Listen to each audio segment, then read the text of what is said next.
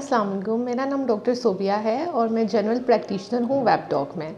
आज मेरा जो टॉपिक है वो है पीएमएस, प्री मेंस्ट्रुअल सिंड्रोम। ये मसला बहुत ही कॉमन है और ये ख़वातीन में रहता है।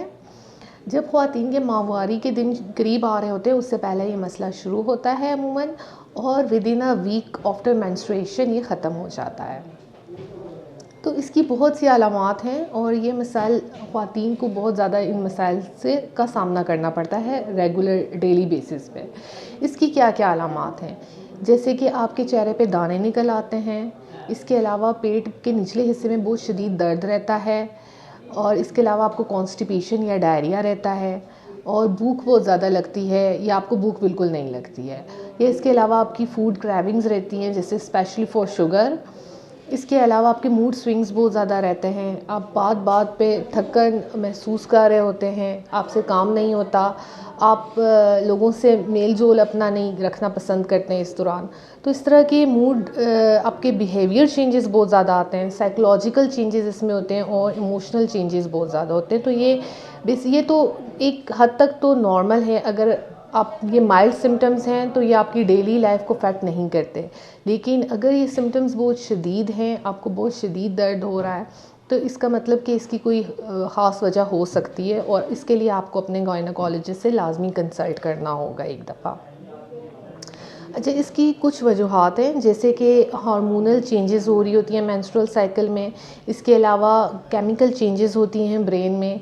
इसके अलावा वो ख़वातीन जो कि जिनको ज़्यादा नफ्सियात का मसला होता है उनमें ये बीमारी ज़्यादा पाई जाती है।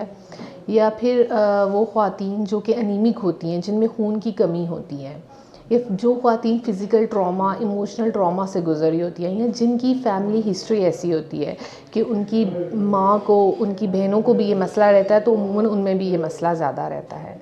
तो आप इन मसाइल से कैसे, इन सिम्टम्स को आप कैसे कम कर सकते हैं? जब आपको लगे कि आपके माहवारी के दिन करीब आ रहे हैं, तो उस दौरान आप अपनी नींद का ख़ास ख्याल रखें। कोशिश करें कि 8 घंटे की नींद लाजमी पूरी करें। इसके अलावा अपनी डाइट का ख़ास ख्याल रखें।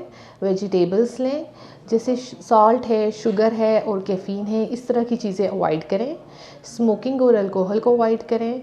इसके अलावा आप गर्म पानी का इस्तेमाल करें, और वार्म कंप्रेसेस यूज़ कर सकते हैं आप एब्डोमिनल पेन के लिए, और मुकम्मल रेस्ट करें आप।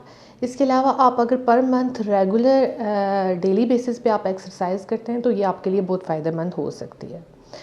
पेन किलर्स आप ले सकते हैं, लेकिन आप अपने गायनेकोलॉजिस्ट से कंसल्ट करने के बाद ले सकते हैं।